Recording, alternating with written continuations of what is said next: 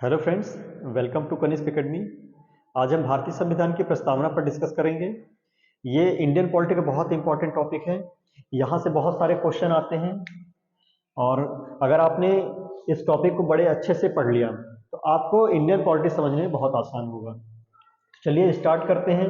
Video को last तक देखिएगा। मेरी पूरी कोशिश रहेगी कि मैं यहाँ से जितने भी आपके कन्फ्यूजन्स हैं उन्हें दूर करूँ आपका, ताकि जो भी कॉन्सेप्ट है वो क्लियर रहे। चलिए स्टार्ट करते हैं। सबसे पहला क्वेश्चन ये आता है कि संविधान की प्रस्तावना आखिर है क्या। तो हम समझते हैं कि संविधान की प्रस्तावना क्या है, इसे संविधान में शामिल क्यों किया गया। तो देखिए, संविधान के जो मूल आदर्श हैं जिनके माध्यम से भारतीय संविधान को तैयार किया गया है, तो उसे प्रस्तावना के माध्यम से संविधान में शामिल किया गया है। इसे संविधान का परिचय भी कहा जाता है। और इसका दूसरा क्वेश्चन आता है कि इसे उद्देशिका क्यों कहा जाता है। तो जवाहरलाल नेहरू के द्वारा 13 दिसंबर 1946 को संविधान सभा के सामने एक उद्देश्य प्रस्ताव पेश किया गया। तो उस उद्देश्य प्रस्ताव में क्या था, उसमें भारतीय संविधान का स्वरूप था या उसके आदर्श थे जिनके माध्यम से संविधान को तैयार किया जाना था भारतीय जनता के लिए।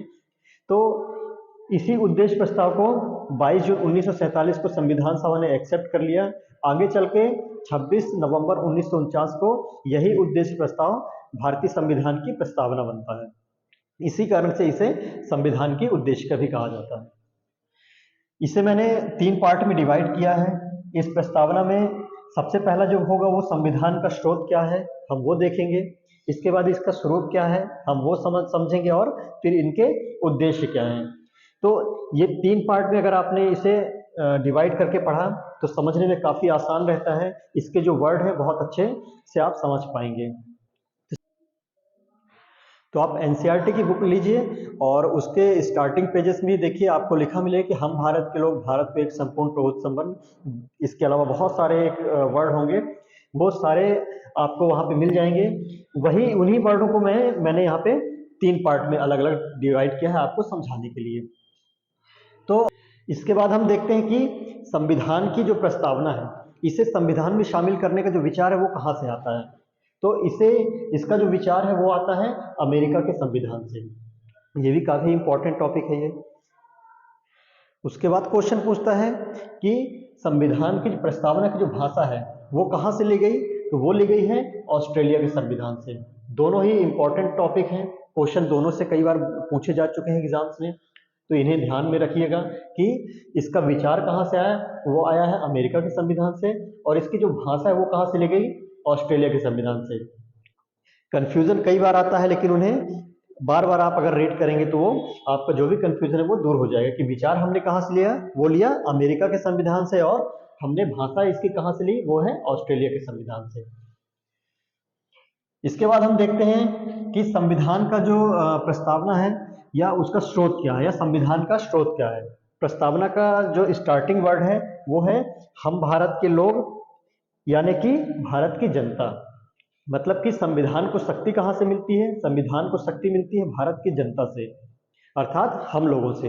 तो संविधान का जो स्रोत है वो क्या है, भारत की जनता, यानी कि हम लोग ही संविधान के स्रोत हैं। तो क्वेश्चन एग्जाम में आता है कि संविधान का जो भारतीय संविधान है वो सर्वोच्च है, लेकिन जो उसे शक्ति मिलती है वो कहाँ से मिलती है, वो मिलती है भारत की जनता से। इसके बाद हम देखते हैं कि इसका स्वरूप क्या है। तो स्वरूप में आप सबसे पहले देखेंगे वर्ड संपूर्ण प्रभुत्व संपन्न। इसका क्या मतलब है, इसका मतलब यह है कि जो भारत है वो एक संप्रभु राष्ट्र है या संपूर्ण प्रभुत्व संपन्न राष्ट्र है। मतलब कि भारत अपने जो भी आंतरिक मामले हैं उन्हें, या जो भी बाह्य मामले हैं उन्हें, उनका जो डिसीजन है वो खुद ले सकता है। भारत के ऊपर किसी विदेशी शक्ति का कोई भी अधिकार नहीं है। भारत एक संप्रभु राष्ट्र है। इसके बाद हम देखते हैं इसका दूसरा वर्ड क्या है, समाजवादी। समाजवादी मतलब सोशलिस्ट। सोशलिस्ट का मतलब ये होता है कि हमारा जो देश है वो समाजवादी है। आपने कार्ल मार्क्स का नाम सुना होगा। तो उन्होंने साम्यवादी समाजवाद को बढ़ावा दिया। जैसा कि यूरोप में वहाँ का जो वर्ग है, अमीर वर्ग और गरीब वर्ग, इन दोनों वर्ग में काफ़ी भिन्नताएं हैं। मतलब कि जो गरीब वर्ग है वो संघर्ष करके ही अमीर वर्ग के समान अधिकार पा सकता है। तो और इसके अपोजिट हमारे जो भारत में है, हमारे भारत में लोकतांत्रिक समाजवाद है। इसका ये मतलब है कि हम लोगों में किसी भी प्रकार की कोई असमानता नहीं है। हमारा जो समाज है वो एक समान है। तो हमारे भारत में लोकतांत्रिक समाजवाद है। ऐसा भारतीय संविधान की जो प्रस्तावना है उसका स्वरूप इंगित करता है। इसके बाद हम देखते हैं कि इसका तीसरा जो स्वरूप है वो क्या है, वो है पंथ निरपेक्ष। इसका मतलब है कि भारत एक पंथ निरपेक्ष राज्य है। मतलब कि भारत किसी विशेष धर्म को मान्यता नहीं देता है। भारत का कोई जो राष्ट्र धर्म है वो नहीं होगा। यहाँ पे सारे धर्म समान हैं। इसके बाद लोकतांत्रिक का मतलब होता है कि जनता का शासन। मतलब इसका मतलब है कि भारत की जो शासन व्यवस्था है वो लोकतंत्रात्मक होगी और यहाँ पे जनता का शासन होगा, यानी कि जनता ही सर्वोपरि होगी। आपको अब्राहम लिंकन का स्टेटमेंट याद होगा कि जनता के लिए और जनता के द्वारा स्थापित शासन को ही हम लोकतंत्रात्मक शासन कहते हैं।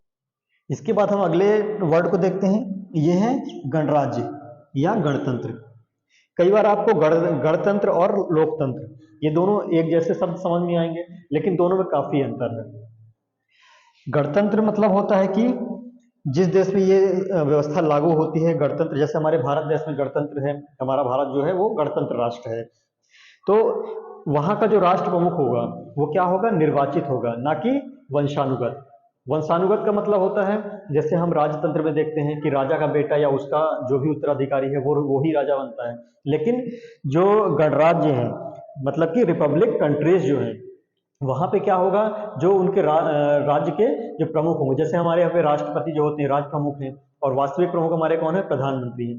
तो जो हमारे राज प्रमुख है वो क्या होंगे, वो निर्वाचित होंगे, उनका चुनाव किया जाएगा, उसके माध्यम से ही वो उस पद पे निर्वाचित किए जाते हैं। तो इसे बोलते हैं हम गणराज्य। और लोकतंत्र का मतलब मैंने बता ही दिया है कि जनता का शासन। इसके बाद हम प्रस्तावना के उद्देश्य को देखते हैं। इसमें कौन कौन से उद्देश्य शामिल किए गए थे। पहला उद्देश्य है न्याय, मतलब कि भारतीय जनता को न्याय दिलाना, वो भी किन क्षेत्रों में, सामाजिक, आर्थिक और राजनीतिक क्षेत्रों में।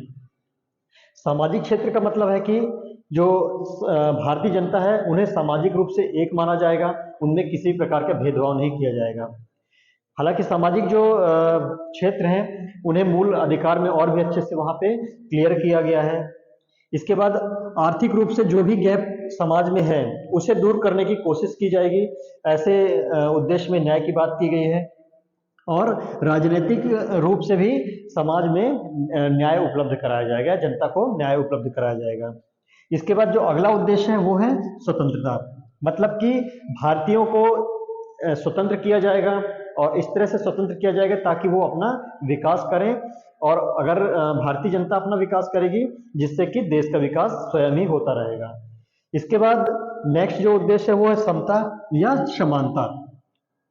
समानता मतलब कि भारतीय समाज में या जो भारतीय समाज है उनमें किसी भी प्रकार का भेदभाव नहीं किया जाएगा। समानता ये हमारा मूल अधिकार भी है। इसका जो उल्लेख है वो संविधान के अनुच्छेद 14 से लेकर अनुच्छेद 18 में और भी अच्छे से इसको समझाया गया है। तो समानता क्या मतलब है कि हम जो भारतीय जनता है वो एक समान है। इसके बाद हम देखते हैं व्यक्ति की गरिमा, मतलब कि भारतीय जनता को गरिमापूर्ण जीवन जीने का अधिकार है, ऐसा उद्देश्य संविधान की प्रस्तावना में वर्णित किया गया है। इसके बाद राष्ट्र की एकता और अखंडता। देखिए भारत जो है वो अनेकता में एकता वाला देश है, मतलब कि यहाँ पे बहुत सारे कल्चर हैं, बहुत सारी भाषाएं हैं, और जो भौतिक विभाजन है भारत का वो भी अलग अलग प्रकार का है।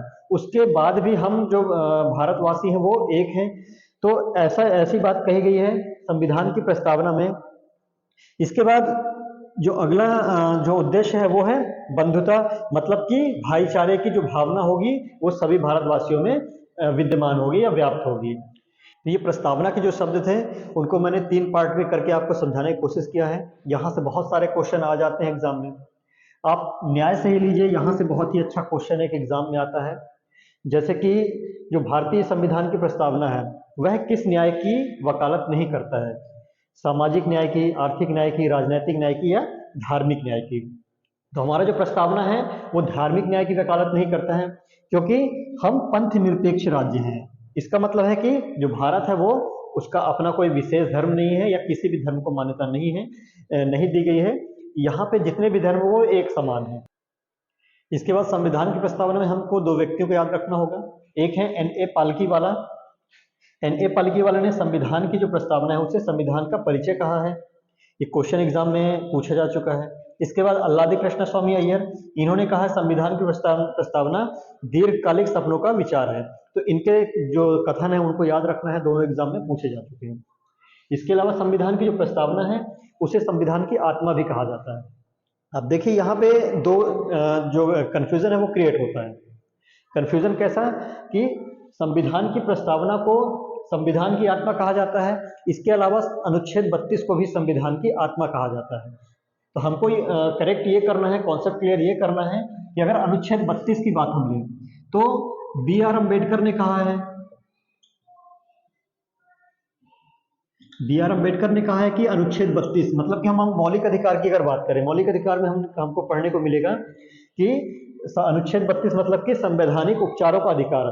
तो संवैधानिक उपचारों का अधिकार को बी आर अम्बेडकर ने कहा है कि यह संविधान की आत्मा है।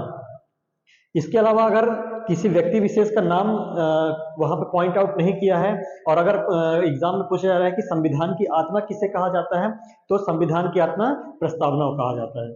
मतलब कि कॉन्सेप्ट यहाँ पे क्लियर रखिएगा, कोई भी किसी प्रकार का कंफ्यूजन ना हो। अनुच्छेद 32 अगर पूछ रहा है या किसी व्यक्ति विशेष का नाम पूछ रहा है तो वहां पे आंसर होना चाहिए अनुच्छेद 32 या संवैधानिक उपचारों का अधिकार। और यदि व्यक्ति विशेष की बात नहीं कर रहा है, सीधे क्वेश्चन आ रहा है कि संविधान की आत्मा किसे कहा जाता है, तो आंसर होना चाहिए हमारा प्रस्तावना को। इसके बाद संविधान की प्रस्तावना से जुड़े कुछ बहुत ही इंपॉर्टेंट केस होते हैं भारत के इतिहास में, जिनमें से पहला केस था बेरूवारी संघवाद 1960। तो इस केस में सुप्रीम कोर्ट ने डिसीजन क्या लिया? देखिए सबसे पहले इसमें हम देखते हैं बहस क्या थी। बहस ये थी कि जो प्रस्तावना है, प्रस्तावना संविधान का अंग है या नहीं, इस पर बहस की गई। तो सुप्रीम कोर्ट ने ये डिसीजन लिया कि जो प्रस्तावना है वो संविधान का अंग नहीं है। इसका मतलब है कि इसमें संशोधन किया जाए या ना किया जाए, या इसमें इसे संविधान में रखा जाए ना रखा जाए, इससे संविधान को कोई फर्क नहीं पड़ता। ऐसा डिसीजन था सुप्रीम कोर्ट का। देखिए प्रस्तावना के मामले में भारत के इतिहास में कुछ केस होते हैं, जिनमें से कुछ विशेष केस थे, जैसे बेरूवारी संघवाद 1960। तो मैटर ये था कि इस प्रस्तावना संविधान का अंग है या नहीं, इस पे बहस चलती है और सुप्रीम कोर्ट ने ये डिसीजन सुप्रीम कोर्ट का आता है कि जो प्रस्तावना है वो संविधान का अंग नहीं है। मतलब इसमें इसे संविधान में रखना या हटाया जाना, इससे संविधान को किसी प्रकार का कोई फर्क नहीं पड़ेगा। ये 1960 की बात थी। इसके बाद वापस ये बहस चलती रहती है इस प्रस्तावना के मामले में। तो अगला कुछ केस आता है जिसे कहते हैं केशवानंद भारती वर्सेस केरल राज्य। 1973 में सुप्रीम कोर्ट ने इस केस में डिसीजन लिया और 1960 के अपने बेरूवारी जो डिसीजन था उसको इन्होंने चेंज किया और इन्होंने डिसीजन लिया सुप्रीम कोर्ट ने कि जो प्रस्तावना है वो संविधान का अंग है, इसे इसमें परिवर्तन किया जा सकता है, लेकिन इसके जो बेसिक स्ट्रक्चर है उसे उसमें हस्तक्षेप किए बिना, मतलब कि उसे चेंज किए बिना हम संविधान की प्रस्तावना में चेंज कर सकते हैं। इसके बाद जो सुप्रीम कोर्ट के डिसीजन के बाद में 42वां संविधान संशोधन होता है 1976 में। 1976 में जो संविधान संशोधन हुआ उसमें संविधान की प्रस्तावना में 3 शब्द जोड़े जाते हैं, एक समाजवादी, एक पंथ निरपेक्ष और एक अखंडता। मतलब कि जो हमारा मूल प्रस्तावना थी, जो जवाहरलाल नेहरू ने उद्देश्य प्रस्ताव पेश किया था, उसमें जो ये 3 शब्द हैं, समाजवादी, पंथ निरपेक्ष और अखंडता, ये तीनों शब्द नहीं थे। इसे 1976 में जोड़ा गया 42वें संविधान संशोधन में। यहाँ से भी एग्जाम में कई बार क्वेश्चन आए हुए हैं कि समाजवादी, पंथ निरपेक्ष और अखंडता जो शब्द हैं, इन्हें संविधान की प्रस्तावना में किस संविधान संशोधन में जोड़ा गया? तो याद रखना होगा कि 42वां संविधान संशोधन था। इसके अलावा क्वेश्चन ऐसा भी आ सकता है कि जो प्रस्तावना है, प्रस्तावना में समाजवादी, पंथ निरपेक्ष या अखंडता, ये मूल रूप से शब्द थे या नहीं, ऐसे करके भी कुछ क्वेश्चन आ सकते हैं। यहाँ से आप अपने से भी कुछ जो ऑब्जेक्टिव है वो बना सकते हैं, और आप जितने ऑब्जेक्टिव बनाएंगे आपको काफ़ी आसान होगा एग्जाम में आंसर क्रैक करने के लिए। तो आज का हमारे टॉपिक कंप्लीट होता है। अगर इस टॉपिक से आपको किसी भी प्रकार का कोई कन्फ्यूज़न हो तो आप मुझे कमेंट करके पूछ सकते हैं। अगर वीडियो अच्छा लगे तो लाइक, सब्सक्राइब एंड शेयर जरूर करिएगा। आज के लिए इतना ही, धन्यवाद।